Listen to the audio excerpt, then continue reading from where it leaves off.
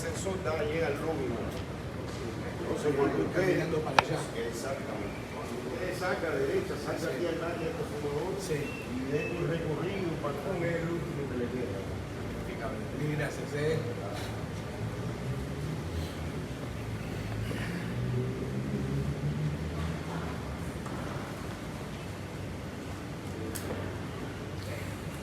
おはようございます。日本のどなたか。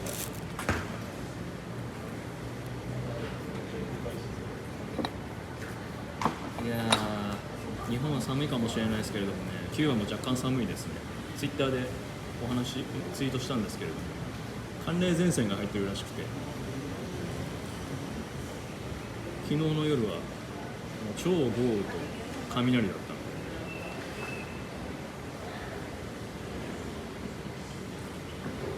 Wi-Fi も使えませんでした。今もね、若干半袖だと肌寒いんですけれども、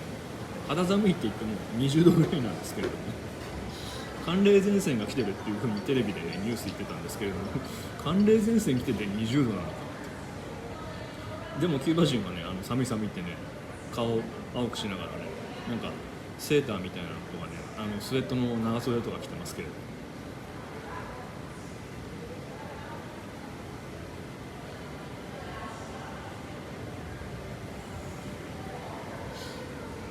いやでも晴れてないハバナはね、もう本当にね、意味ないです。何も面白くない。晴れててもあんまり面白くないんですけれど。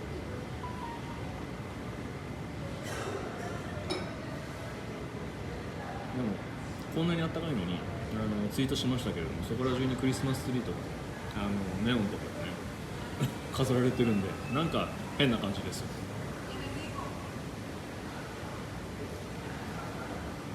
でも、季節真逆だけどオーストラリアもそんな感じなのかな。あそこはサンタさんがサーフィン来ますからね。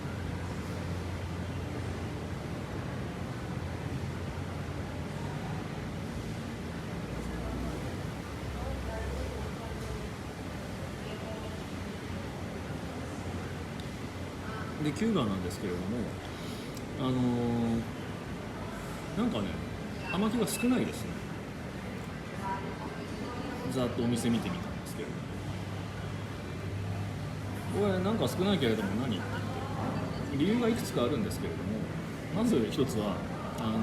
年末なのでもうみんな冬休み入ってて工場に来てないので葉巻を作ってない。それは夏休みもシーズンなんで、ね、夏枯れとかですけれども、夏も同じ理由で葉巻は少ないんですけども、もう一つはおそらく、年明けの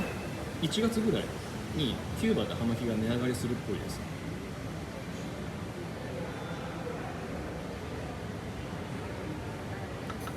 衝撃の真実。まあでも前回のね、キューバでの値上げも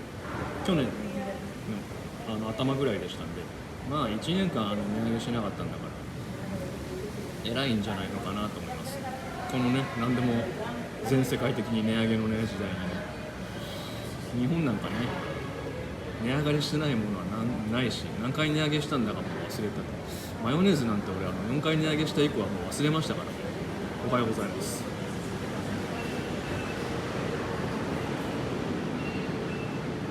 だからキューバ現地で、大元の葉巻が落としたと来年値上げされる。で値上げする前にね、たくさん作っても意味ないですから、キューバ側からしたらね、値上げしたらたくさん作るんでしょ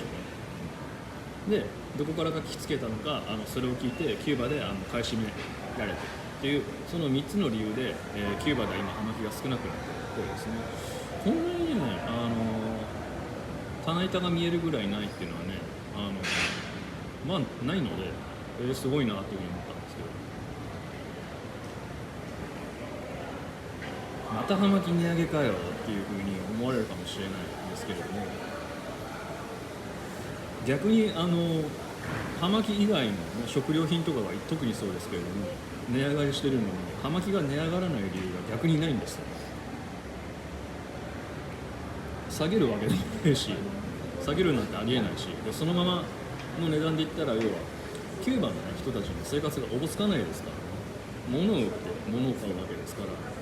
彼らは葉巻を売るわけですから、で他の物価が上がっている中で葉巻の値段据え置きってしてくれっていうのは、相撲家のね正直な気持ちだとは思うんですけれども、それはさすがにね、許されるんでしょうとは思うので、妥当なところかなっていうふうに思います。ハバナスね、むしろよく今までの値段で粘ってましたね。そうなんですよね。葉巻の値段って他のものに比べると相対的にすごい低いんです。もちろん金額の大小で言ったら物自体の金額は高いんですけれども、例えば、ウイスキーとか消費する嗜好品、あるいはブランド品とかって、ずっともう何十年も前からどんどん右肩上がりだったんですよね。ちょっとずつ上がってるんでみんな前にしてよくわかんないんですけれども、ハバノスって過去10年間値上げしてなかったんですよ。そうするとこう来てこうなんで相対的に葉巻ってすごい安いんです。その間ウイスキーって何倍になりましたって話なんですよね。でもハバノスキューバは値上げしなかっ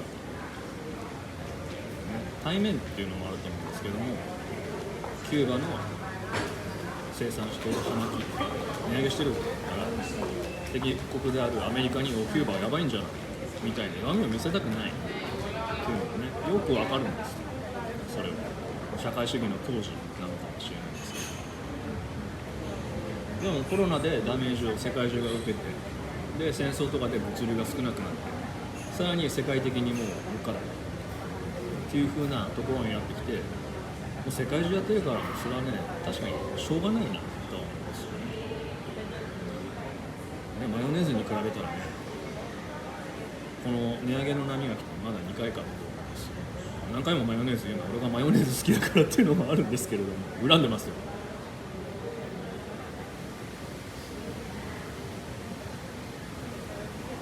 おはようございます。ご無沙汰っす。今度葉巻ぶち決めに行きましょう。だからね、よくね葉巻吸ったりするときに話すると、も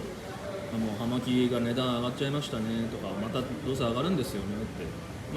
察しがいいなと思うんですけど、上がらないわけがない。もうね高いですよね、どんどん上がりますからっていうふうに言われたら、じゃあウイスキーって過去どのぐらい値段上がったか覚えてますよねっていうふうに言うんで、そうするとっていうふうになっちゃうんですよね。葉巻の値上げ幅、とかと比べるとウイスキーその他の値上げ幅ってもう鬼のように上がってるんで、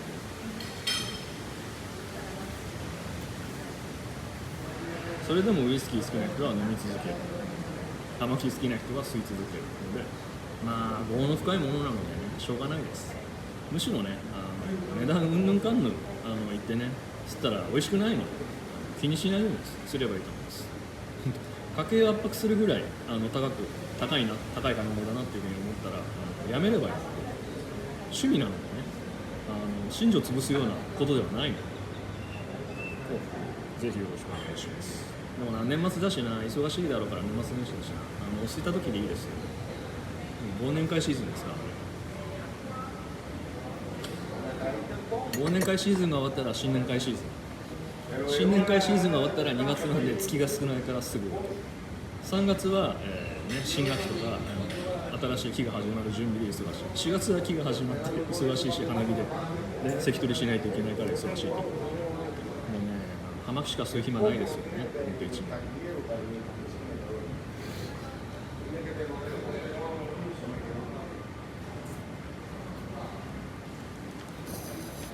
でもね、値上げっていうのは正常な経済活動の一つなんですよね。なんかわざと意地悪で上げてるっていうわけではないです。要はその産業を維持するために値上げするわけで、葉巻なんかキューバの国民がねたくさん関わってるわけですから、上げないと要は食っていけない。食っていけなかったら葉巻を育てて、タバコの葉っぱ育てて作って売ることができないので、SDGs じゃないですけれども、持続させるためにはしょうがないんですよね。こちらは未然に起きるお金を払う立場なので、そうは言ってもね、確かにね、じくじたる思いはあると思うんですけれども、キューバハバナ側だってハバノス側だって好きで上げるわけだと思うので、どこもそうだと思うんですね、何のメーカーでも。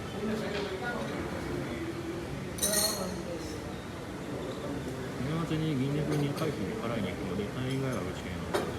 で、忘れちゃダメですよ結構忘れてね、大会になっちゃう人いるらしいんで。いや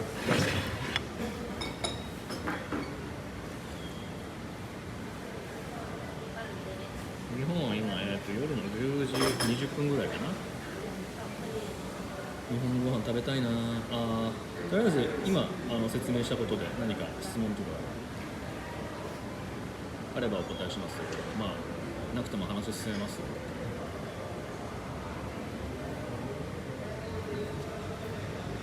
昨日は本当にね、めちゃめちゃね雷が強くて、雨もものすごくって日本じゃないレベルの雨ですね。台風ともあんなに雨降らないで、ね、俺のツイッターフォローしてる人とかは上げてるこのメディアハバンの、ね、ホテルの写真とか見たことある人いると思うんで分かると思うんですけれども、廊下がこうロの字に口の字になってて、ね、全部吹き抜けになってるんですよね。で廊下に全部扉がついてるんですけれども、もうね夜中ドアをねずっとねゴロゴロゴロゴロゴロゴロってなんかね叩き続けてるような音がするんですよね。雨の雫が強すぎて、ほんでめちゃめちゃ雷落ちるし、それで昨日の夜はホテルの Wi-Fi が多分飛んじゃったみたいでネットできなかったんですよ。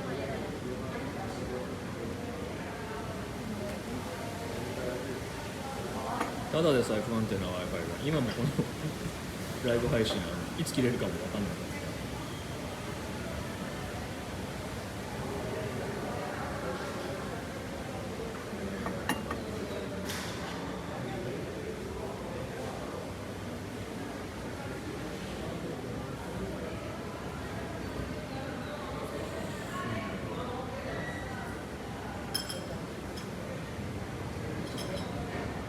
で寒冷前線と曇りとまだ霧雨みたいなのが出てるんですけど、そのせいでいつものようにT シャツなので、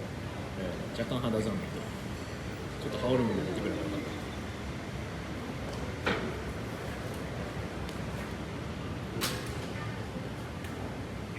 まあキューバハバナ年がら年中あったかいんでね、基本半袖でも OK なんですけど、20度下回ることはまずない。年に多分ね 2,3 回ぐらい20度をちょっと下回って19度18度になる時あるんですけど、そういう時はキューバ人は顔色変えて寒い寒いって言います。寒い寒いって言ってるのに、でもホテルとか部屋のエアコンとかはいつも18度とか17度の設定なので、外がそのぐらいの気温だと寒いっていうふうに思うんですけれども、まあ違うんですよね。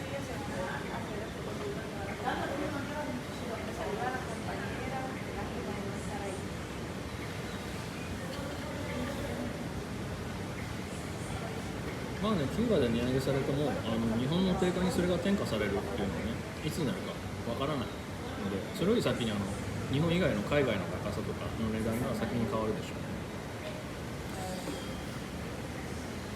ね。でも日本定価変えてもな、葉巻がな、まあ今は若干入ってきたらしいですけれども、まあ、それはねディストリビューターなので、いずれは入ってくるとは思うんですけれども、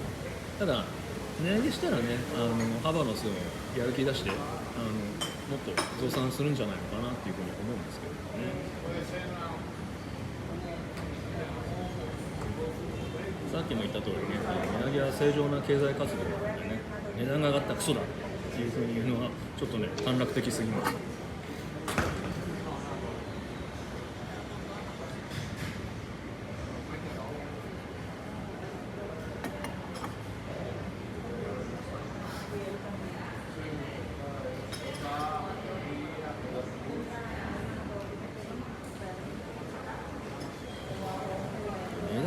許せないっていうか、値段は別にね上げてもいいんですよ。上がったり下がったりするのが国家ですからね。昔ハンバーガーだってね、マクドのハンバーガーだって1個100円切ってた時代ありましたからね。それよりも許せないのはステルス値上げですよね。カントリーマアムみたいに値段据え置きでみるみるちっちゃくなるで、ちっちゃいアンパンみたいに5個入りだったのが4個入りになるから、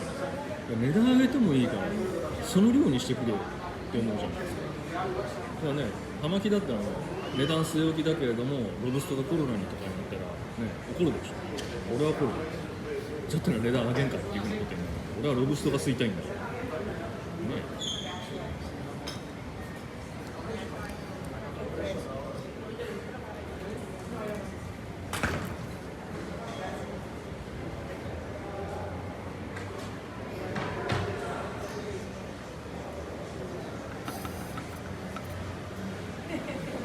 まあでも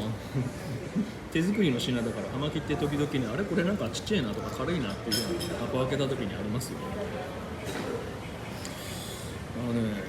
俺の記憶は確かならベゲロスってカンカンに入ってるじゃないですか。まあペーパーパックのやつもありますけれども、昔リリースされたばっかりのベゲロスって缶開けたらなんかみちみちに入ってたと思うんですよ。ところが今ベゲロス開けるとなんか若干隙間が空いてるような気がするんですけれども、ちょっとあ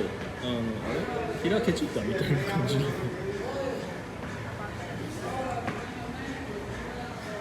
もしかしてステルス値上げしてる、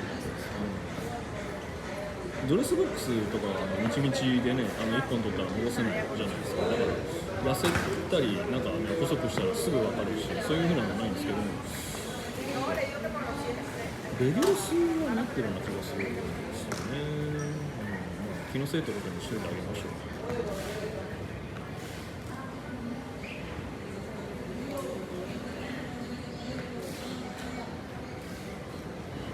実は普通にね平気な顔してこういう風に配信してますけど、ここのカフェエリアの床石で全部割れてるんですけど、プールみたいにめっちゃ水ぶれるね後ろのね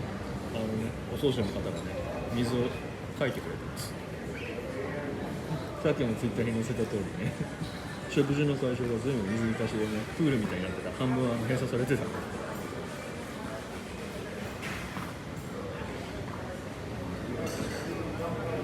毎年ハリケーンも来るし、熱帯なので雨もスコールみたいなのが結構降るのに、雨漏りとかね、こんなキューバ・ハバナの中ではもうトップレベルのホテルでそんなんで大丈夫かいなっていうふうに思うんですけど、まあこれがねキューバクオリティ知らないですね。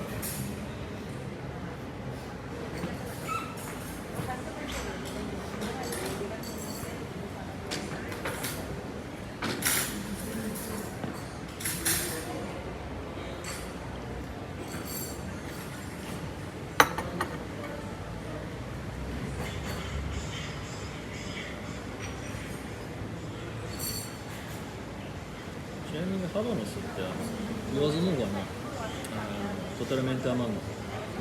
英語で言うとオールハンドメイドになるので、タバコの葉っぱを栽培するところから始まって、タバコの葉っぱを葉巻の材料にするために、熟成、乾燥とか、選別とか発酵とかして巻く工程も、あとリンゴを巻く工程も箱を作る工程、ドレスボックスの表面にのり塗って紙を貼って葉巻を全部詰めて、梱包とかですね、それ最後の工程まで全部手作り、機械化してないんですよ。それって例えば、他の資本主義の国で作ったら一体どのぐらいの金がかかるのかという感じなんですよ。キューバ人件費がすごく安い国だから葉巻ってその値段で出せてるんですけど、それが他の国だったらまあ無理ですよ。だからよく言うのは、いやハバノスって手間がかかってる割にすごく安いんですよとか言ってるんですよ。これ1本作るんだったら、例えば日本人だったらどのぐらいの給料払わないといけないのかね。日本は今給料が安いからどんどんタイとか他の国の人が入ってこなくなってきて、仕事がやる人がいなくて人手不足になってるみたいな感じですけど、それでも高いです。おはようございます。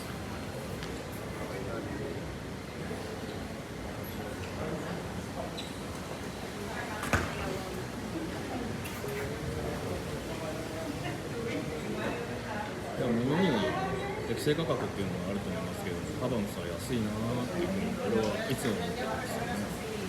特に値上げするまい。今回値上げ、さらに前ですね。値段とか考えると、いや、どうやってキューバっていう国はこれで儲けてるんだろうなっていうふうに思ってたんですよ。今でも思ってます。3、4000円ぐらいあげるから、このハバロス1本作ってくれって言ったら絶対不可能ですから、原材料から考えて。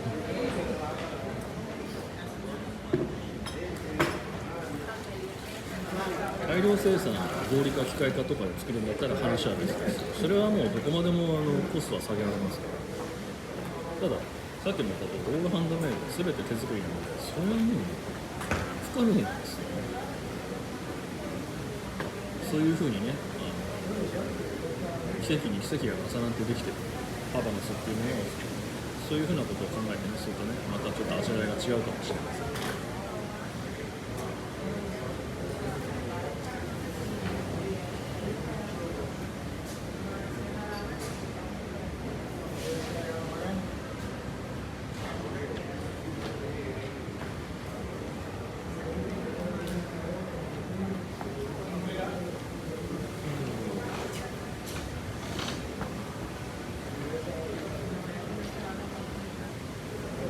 ちなみに今朝はラモン・アロネスのスペシャリーセレクテッドでした。皆さんは今日はどんな浜曲仕決めたんでしょうかね。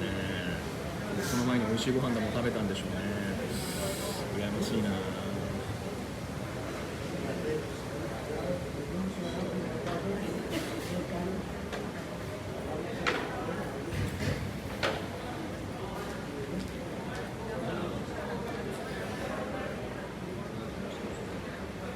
葉巻の値上げですけどね、小岩とか問屋とか、もともとハイヤープライスのところとかは上げないのかとは思われます。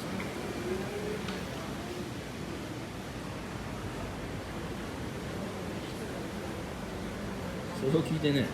小岩とかあそこら辺はね、ハバノスもね値段上げすぎたなっていうふうに思ってんじゃないのかなってね、俺は思うんですよ。そうだね。だって普通値上げって言ったらトータルで何パーっていう風な感じで乗っけるけれども、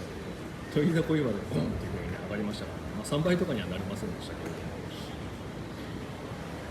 でもね、小岩とかはね、他のハバノスよりもね、発酵が1回多いとかね、手間がかかってるのは段違いなので、確かに上がるのはしょうがないなっていう思うんですけど。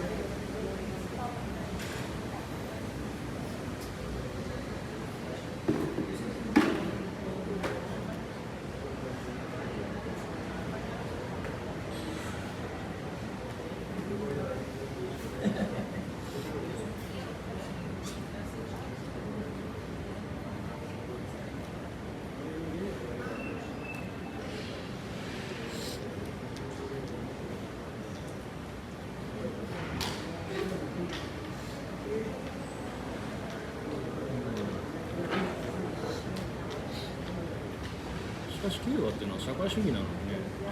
クリスマスツリーとかそこら中に立ってるの何なんですかね。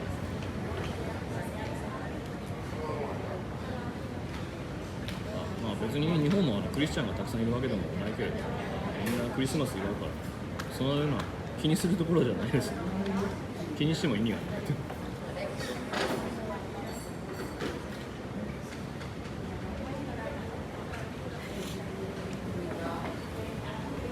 何のショットボックス？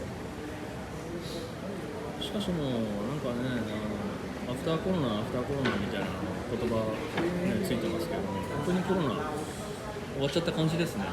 コロナ時代はまだあるけれども、今回の飛行機でエアロフランス使うんですけれども、今まで機内ではマスクを無料で配ってたんですけれども、今はもう希望する人だけマスク出しますよみたいな感じで、まあね、街の方たちは、ね、マスク元から嫌いだったんだけど、そして世界的な物価高でただでマスクも配るんじゃないコストカットだみたいな感じかもしれないですけれど。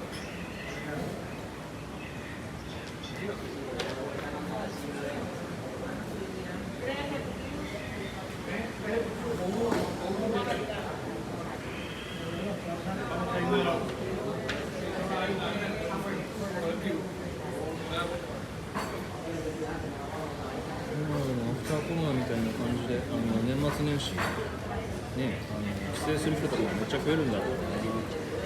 年は。なかなか帰れなかったとか行けなかったとか、あと旅行とかもね、まあ、そういうふうなのを見越してですけれども、日本国内では、物価高でね、なかなか行けない。むしろインバウンドの方が増えたと円安のおかげで。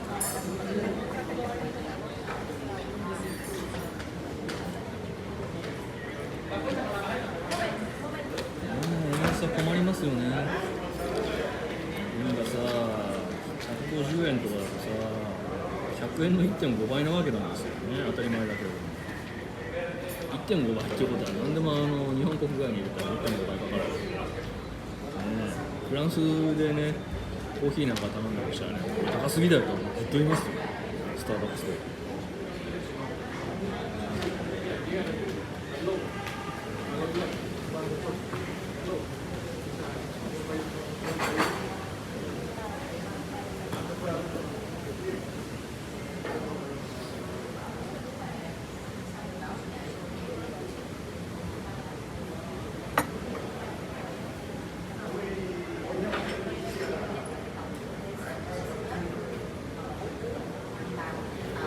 例えば日本でなんか面白いニュースないですか？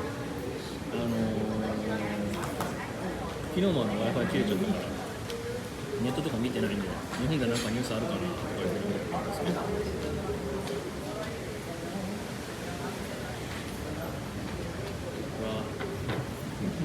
雨が降り込んできた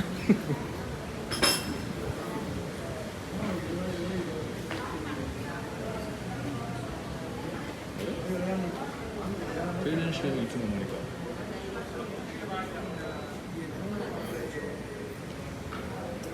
これだから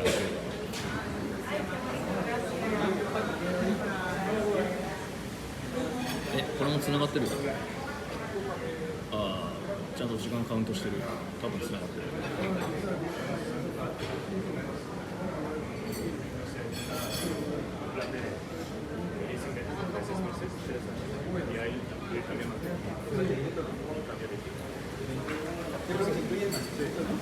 Más o menos, más o menos el cálculo es que cuando transcurra 15 a 20 meses, ya estamos en el ちゃんと Wi-Fi が繋がってる方が心配になってきた。これ繋がってますかね？大丈夫かな？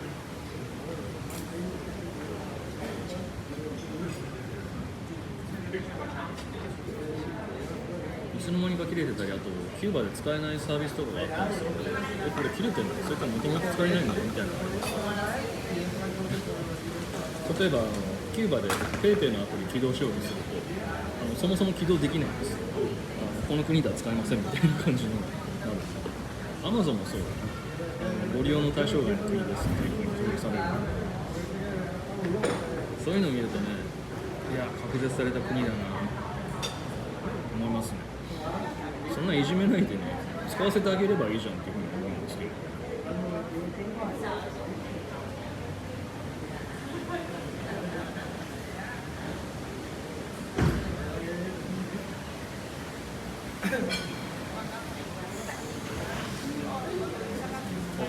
停電だ。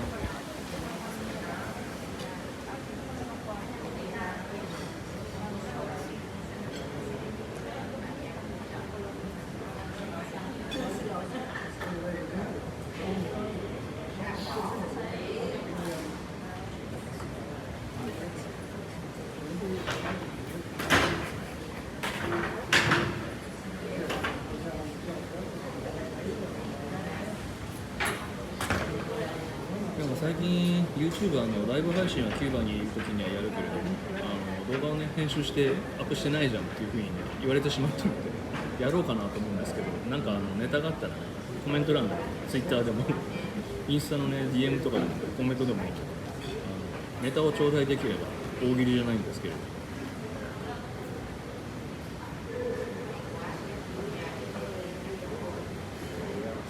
だってもう特に説明することあんまないんだもんな。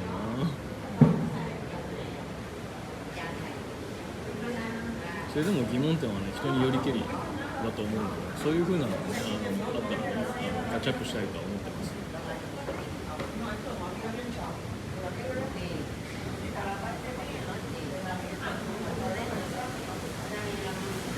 あれ強い。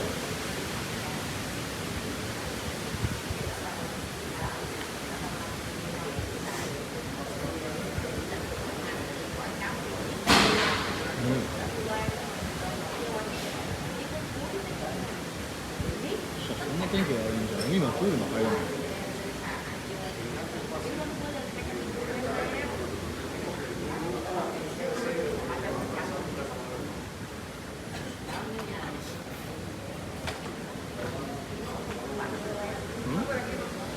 南京国内定会場で売っているやからが横行しているって本当ですか？ああねえ、そういうね噂はねよく聞きますよね。日本はタバコは定価法で縛られているので、定められたその定価以上で売るのは犯罪です。なので、そういうのは財務省なり、ね、政府筋、公共筋なりに、通報しましょうね。なんでかっていうと、法律作られてる、そういうふうなのを保護するた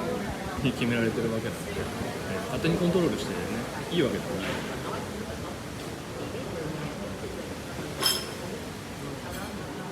それは日本が塩とタバコが昔ね戦前専売公社国がね独占して販売してたからっていうふうなのの法律が残ってるからなんですけれども、法は法なのでね、逆にそういうところにはね近寄らないようにした方がいいと思います。トラブルのもとなんでかっていうとタバコっていうのは財務省の管轄になるんですよ。つまりマルサ国税案件になるんです。で会社やってる人とかはね税務署から対面調査、要は取引先にも調査が来たっていうふうなことをね聞いたこととか、ね、受けたこととかあると思いますけれども、ね、国税がやってくるので、そうするとね痛くもない腹下げられるのがね全く面白くないじゃないですか。怪しいところには近寄らないのが一番だと思います。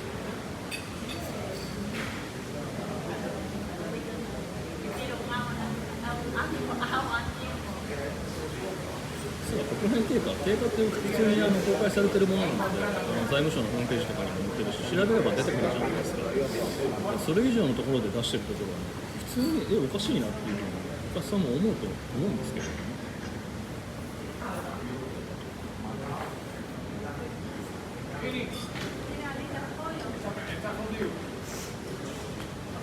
でもね、スモーカーのコミュニティとかね、ウイスキーコミュニティとかワインコミュニティとかね、趣味の嗜好品のものとか、そういう風なネットワークもあると思うから共有するのはいいと思います。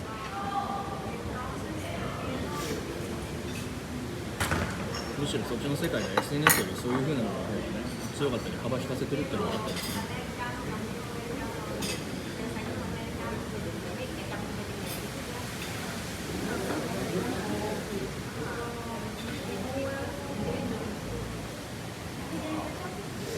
わざわざ高いものじゃなくて、定価より高いんじゃなくて定価で買えばいいし、日本国内で葉巻少ないから、例えばそれより安いネットとかでも売ってるところ買えばいいんじゃないですかっていうふうに思うんですけど、どうなの？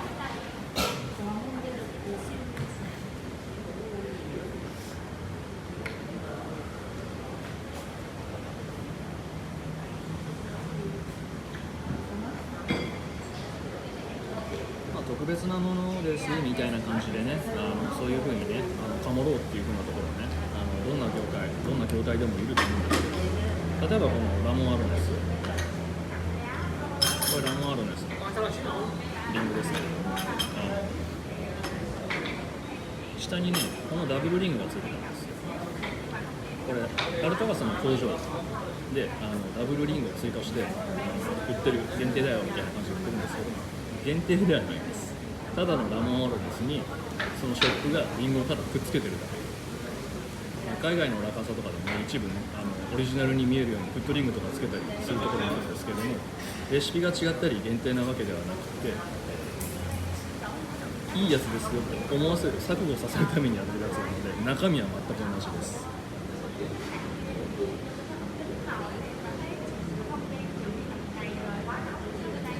キューバ葉巻の国内定価はあまり認知されていないからこういった直で売るような輩が現れるのかもしれません。でもそれはね、正規代理店がね発信しないのがね一つの理由だと思います。調べれば分かるって言いましたけど、調べない人の方がやっぱり多いのでね、目の前に飛び込んでくる情報をそのまま鵜呑みにする人多いわけじゃないですか。特に SNS とかね、 SNS 時代ですから。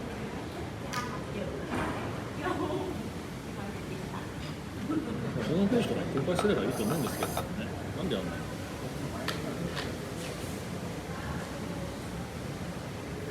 そうじゃなくてもなんかね、業界の有志から葉巻ウィキみたいなのを作って、日本の手がプライスリストみたいなバーっていう風なサイトとかね作ればいいんじゃないかなと思うんですけども、それだけ人口が少ないのかな。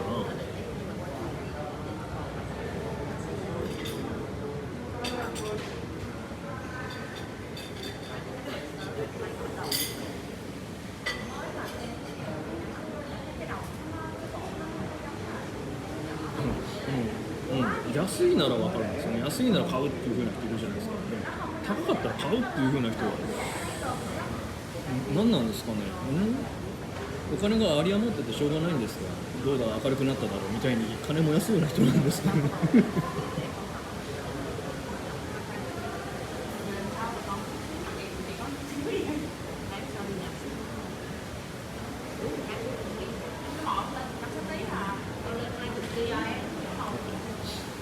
そんなこんな話しない間にまた例の葉巻が短くなってきちゃいました。すればなぜか葉巻って短くなるんですよね。